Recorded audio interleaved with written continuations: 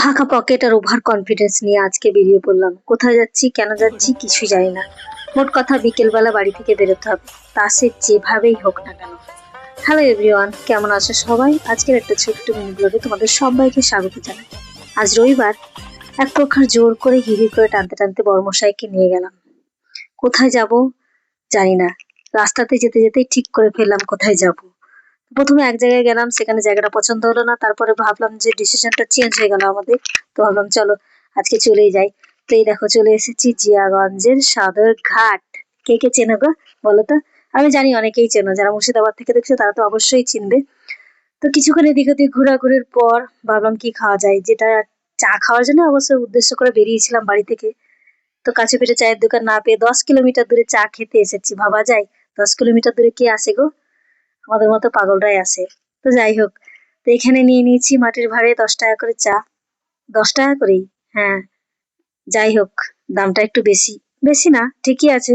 চাটা খুব একটা যে ভালো ছিল তাও না, ঠিকঠাকই ছিল মোটামুটি। তো কার কার এরকম মাটির ভাঁড়ে চা খেতে পছন্দ, কে কে ভালোবাসো বলো তো, কমেন্ট করো। কিছুক্ষণ এদিক ওদিক ঘোরাঘুরির পরে এই যে গঙ্গার ধারে বসে বসে একটু গঙ্গার হাওয়া খেয়ে নিলাম। চারিদিকে বেশ প্রচুর লোকজন।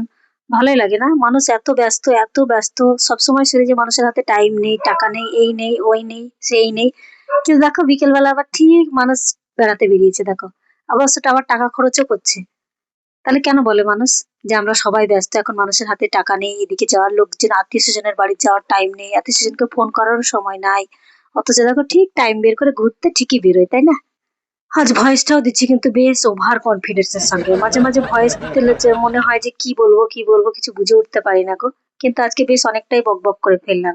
সে যাই হোক, এখানে বিকেলবেলা আবার এখানে নাকি সন্ধ্যা আরতি হয়, যদিও আমি কোনোদিন দেখিনি এই জায়গাটা। দেখো এই জায়গাতে নাকি সন্ধ্যা আরতি হয়। তোমরা কি কেউ দেখেছো? জানি না। তো যাই হোক, বেড়াতে বেরিয়েছি আর কিছু খাবো না তা তো হয় না, তো হ্যাজে ব্যাজে অনেক কিছুই খেয়ে ফেললাম, খাবো না করতে করতে পকেটটাও ফাঁকা। বেশি টাকা নিয়ে আসছিলাম না, যাই হোক তবু খরচ হয়েই গেল। ভাবছিলাম খরচ করব না, কিন্তু খরচ হয়ে গেল, কি আর করা যায়।